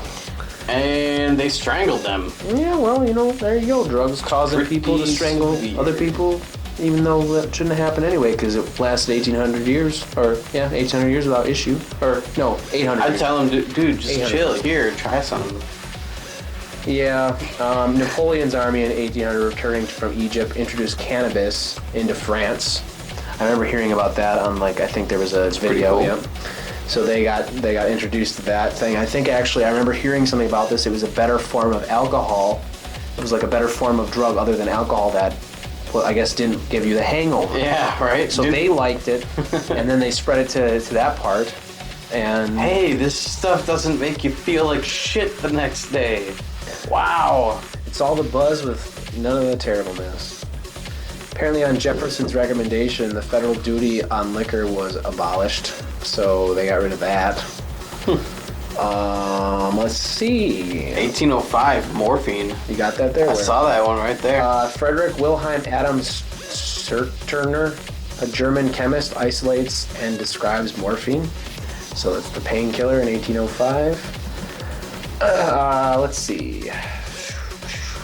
The First Opium War, 1839 to 1842. British force upon China and trade in opium. The Chinese had declared illegal. Let's see. Alcohol stands as preeminent as a destroyer. Apparently, that's 1840. Benjamin Parsons, an English clergyman, he decided that alcohol's bad back then. I think there's one Chinese proverb that says something along the lines of first a man takes a drink, then the drink takes a drink, and then the drink takes the man. So I don't know, I kind of like that, even though, like I said, as long as it's used responsibly, I think It comes down to the person, really. Right. That's really what it does. No, with a lot of things, it's about moderation. But like I previously stated, nowadays you do have to be careful about that because there's drugs out addictive there. personalities too. And people are just addicted to things naturally. Whether it's their like body the feeling, chemistry has a disposition. determination for it, or if the chemicals are just that addicting. 1844, cocaine is isolated in its purest form. Ooh, fun. Never tried. Don't plan on it. The first law prohibiting the public sale of liquor is enacted in New York. Somebody probably And it's repealed 2 years later. They realized that was a huge failure. And then they still went on with prohibition in the 20s. God. You know, it's just Why? I don't know. People never learn from history, I guess. They forgot. Let's see. There's someone synthesized barbiturate acid, the first barbiturate. There's a prohibition party. That sounds boring as hell. Honestly, that'd be the lamest party.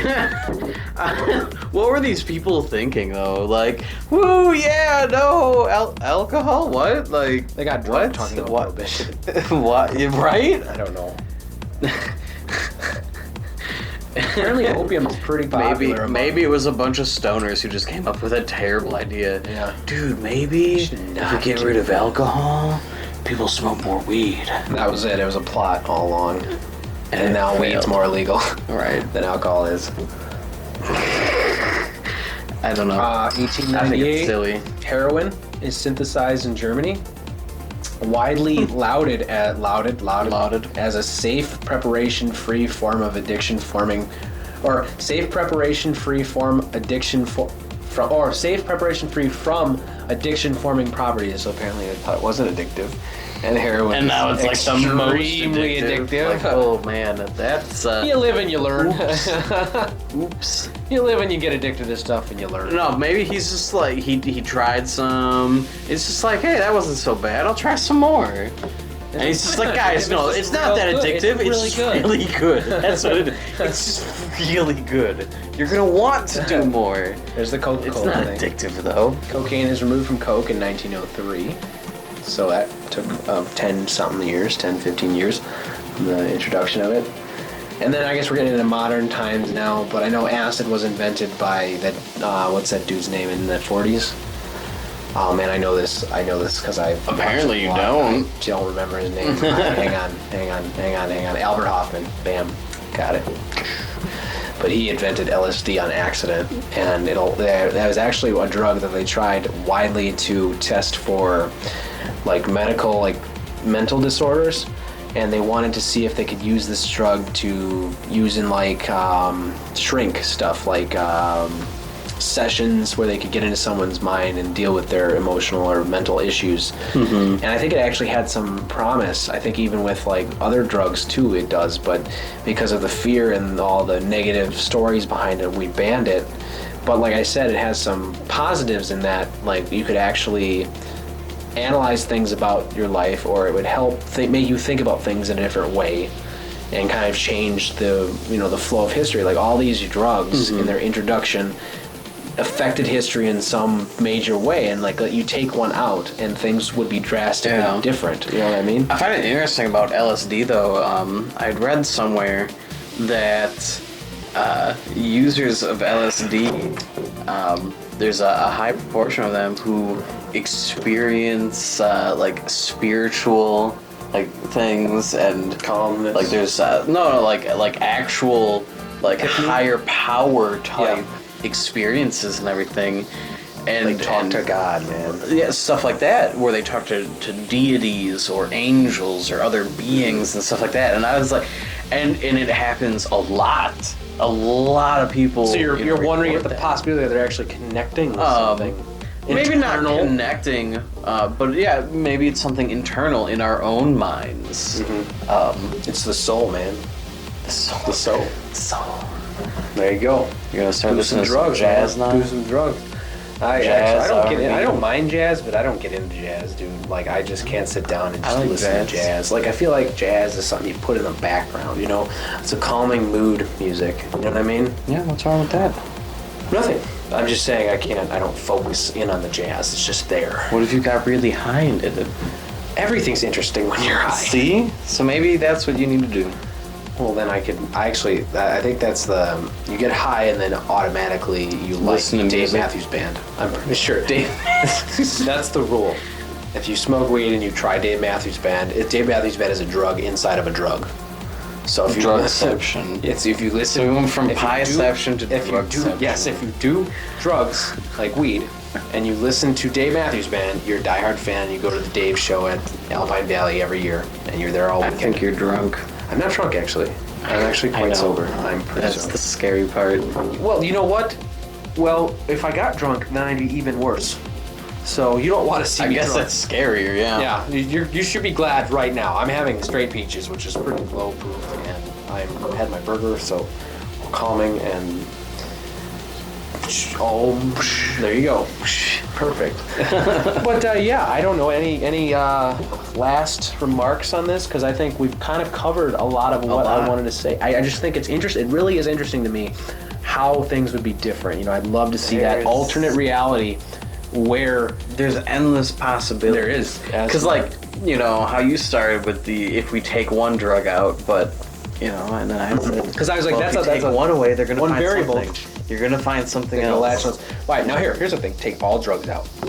Then what? Yeah, exactly. We're Yeah. fucking angry monkeys still beating each other over the head with clubs because we never ever got that. You know, that'd be weird, man. That would be weird.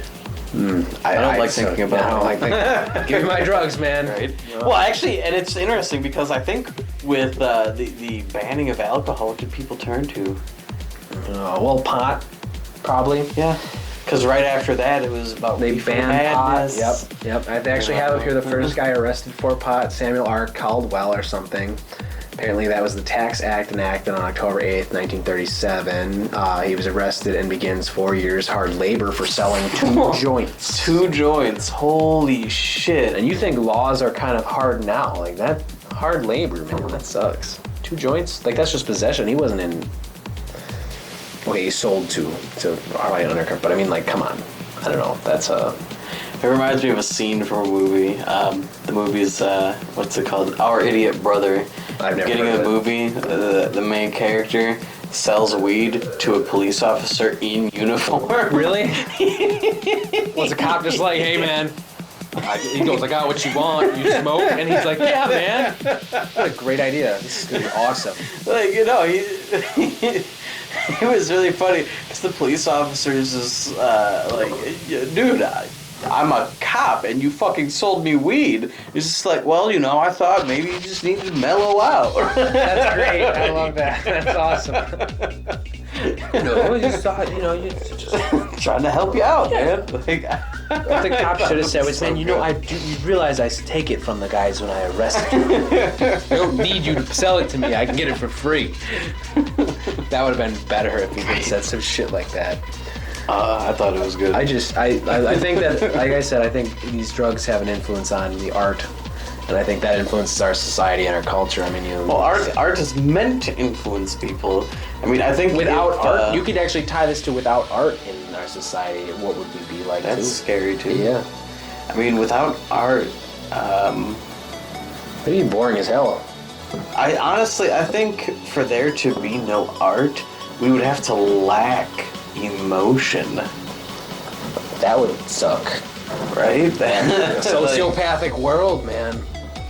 No art, no creativity, just a bunch of Well, robots. honestly though, I think even with sociopaths, I think sociopaths can still find joy aesthetically. Like, they can find something aesthetically pleasing. But can they stuff like create? that. I don't see why not. I just feel like they don't have it in them to create. I think they're lacking Who knows? that. You know, I don't truly know. That's my opinion. I guess then it'd be a weird world. A really weird world without all that. Kind of scary. But that's pretty much. Was there something you wanted me to look up for this drug? I think you mentioned something. I thought I was going to do it, but one day maybe I didn't. So I showed you the Just- spiders thing, but Just a link, maybe, if we can find a link. up to for, what? Which one? the study about the artist and the drawings. Oh yes. I can. I'll give him a link. So I'll look it up later. I guess I don't have to do it now. But yeah, that'd be a weird. Well, I guess we have extra time. We got about 10 minutes, 10 minutes. I got one little final article I'm going to put at the end, but if there's anything else you'd like to talk about, now's the time. Yeah. Drugs, no drugs, nothing. Drugs, lots of drugs. I guess what I'm going to go into now is that the season is coming to a close here soon. After MFF, I think we're going to have one more episode, and then we'll have a season finale, which is a couch show. So what a couch show actually is, a couch show. We turn the camera around, and then we have sex. No, I'm kidding. We turn the camera around and the watch couch other people have and watch other people have sex, and we throw popcorn at them. No, actually, we turn the camera around. This is never gonna end. We turn the camera around, and we all talk about a specific topic, whether it be beer or alcohol or drugs or music, whatever. Or all of it, or none of it at once, or none of it. Kind of like the pre-show that I had. We usually just had nothing really, no plans, just kind of just us hanging out. And I think a lot of people enjoy shows like that because it's more relatable. It's something that we all... It's more real, man. Yeah, it's just... It's down to earth. So y'all can understand, that kind Real talk. Real talk. No. What do you mean? Don't say that. Don't Why? say real talk. Why? I just think of that one, internet thing, real talk. I feel someone said real talk. Oh. I forgot when it I don't know. It was. I know on the news, our local news, they have, it's called Real Talk Milwaukee. Really? Yeah. And what do they talk about? Shit, that's real, man. Oh yeah? Real for, talk. For real? Real talk. For real? For Rizzle. For Rizzle. Bedizzle. Cheers. I just thought it was ridiculous. One of my coworkers, he would always joke whenever he's being extremely sarcastic. He was always good at being sarcastic, but it being almost undetectable. You couldn't tell if he was serious or not. And then he would always highlight it, but just go, real talk. No, sometimes you just need a word. It's kind of like saying but at least saying real talk. I guess it's more. He's got to interject something into the statement. So what's this last thing? It would be I saw a video / thing. I'll put it up, but we'll talk about it right now. And that is apparently a ghostly image appears to damage a police vehicle. So what happened was this officer came up to his car one day in the police parking lot, and his side view mirror was ripped off. And he's like, "What the fuck, hoodlums!" But as it turns out, the security camera, when they went to look at it, looking at the parking lot, had some weird cloudy thing float by, rip off his one mirror. That's all it did. And then the mirror got thrown back towards his car. So it literally ripped off 10 feet away. In the video, you see it. It kind of goes shooting across the parking lot, and then I'm back again. It just hangs out next to his car. And then it was literally looked like a ghost went by and just went, "Fuck your shit." Yeah, and then or fog or something. Yeah. But I guess to ruin the mystery of the whole little video thing, it turns out it was about dust devil. A dust devil. Yeah. And when we watched it, that's what I said. That was the first thing I said. I was like, dust devil. I didn't think so because I was you can see it, but the parking lot's mostly concrete. I was kind of thinking, there'd have to be a lot of. That's a dirty ass parking lot. Fuck, clean your shit. You guys pay the city to do that. What the hell? I don't know. I just thought that was really funny, and I'm glad I was right. Yeah, that was cool. I mean, honestly, but at the same time, weird as fuck. For a minute, that was a strong ass dust devil to rip that mirror off. Right? I just find it amusing. And why the one mirror? Yeah, that was the only car in the entire parking lot damaged, and it was just God that hated mirror. that guy. He said, fuck your asshole. mirror. He obviously arrested some voodoo witch. Wiccan. He arrested a Wiccan. That's what it was. Voodoo and Wicca are very different. They're very different, but I had to throw Wiccan back in there because you brought it up earlier. So I know. But I don't know. I'll put the video up now. Okay, video's done. It's a good video. It was a great video. It's a great video. We didn't actually watch it. We watched it earlier, but you guys watched it, so hope you like that. Ripping off the mirror, dust devil. Dirt devil, vacuum cleaner. Now they need a dirt devil to clean up all the mess that the dust devil made. Damn. It's is a dirt Devil like the big brother of a Dust Devil? It's the one that cleans up after the Dust Devil. He's like, motherfucker. Yeah, so it is the big brother. It's like, or maybe motherfucker. it's like the parent. Because like the Dust Devil is just like, I'm throwing a tantrum, and the Daredevil's just like, fine, we'll clean it up. I love the animation of what you just did. That was brilliant. Yes, that's exactly how it went down. The anthropomorphism that you gave the Dirt Devil and the Vacuum Cleaner, the Dust Devil and the Dirt Devil. That was amazing. But yeah, I guess we got, like I said, we got one more regular show coming up, and then we'll go to the irregular show after that if we decide to do a talk show once the season ends, you know. Or maybe just get together, have some drinks, and just chillax. the shit. And I think the next season will probably be sometime in spring, so you're going to get one more regular episode next week, and then one technically regular, but the season finale, which will be a couch show to introduce the couch irregular show, which will happen occasionally, you know, when we feel like it. And whenever we're not lazy. Yeah, whenever we're not whenever we're not lazy. playing video games. Or whenever, yeah, you know, or drawing or whatever, yeah, whatever. Yeah. But I don't know. I think that's really about it. We got 7 minutes here. Well, we're talking Fill up the about time. like storms and everything. There's that big ass there you storm. go. Bring that in. Ooh, excuse me. There's that big ass storm in the Philippines right now, which is actually really scary because I believe it is currently the strongest recorded storm. Global warming. That could be it. Like, look over the past couple of years, the storms that we have been seeing are getting more and more intense. But I believe now they're not calling it global warming, but global climate change. That's the more correct term. But I mean, the storm. Why is it so powerful? What makes it? I believe it's like the strongest recorded winds. It is. Where is this now? Where is in the this? Philippines? Philippines? Pacific Ocean. Now this is a typhoon.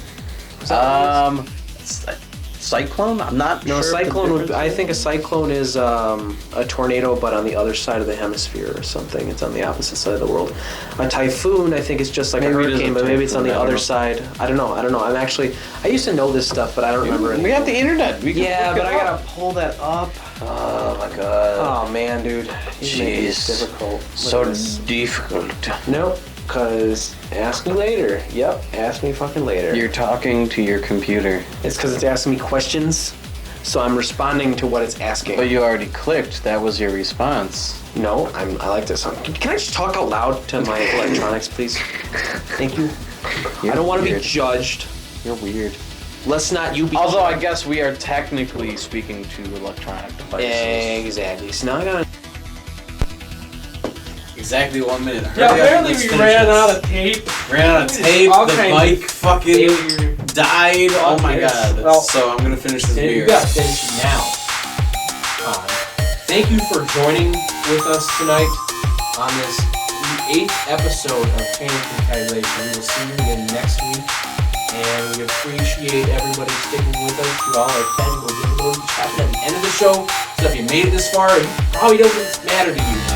But, fuck, that sucks.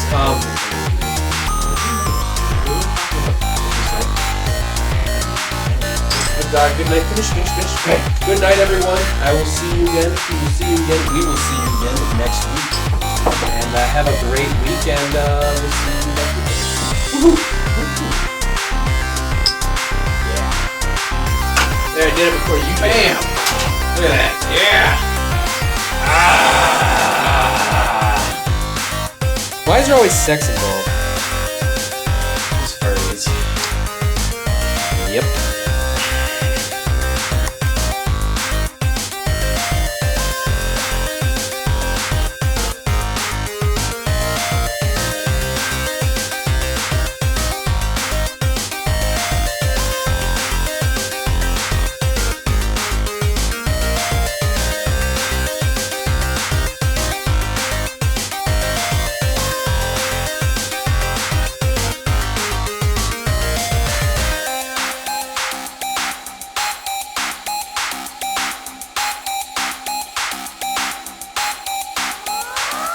bad luck. You ready? You ready? You ready? I'm ready. Are you ready?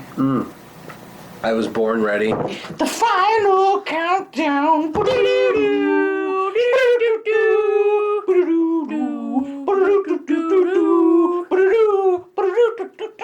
I don't know all the do's. So you know the do's, but I don't know the do's.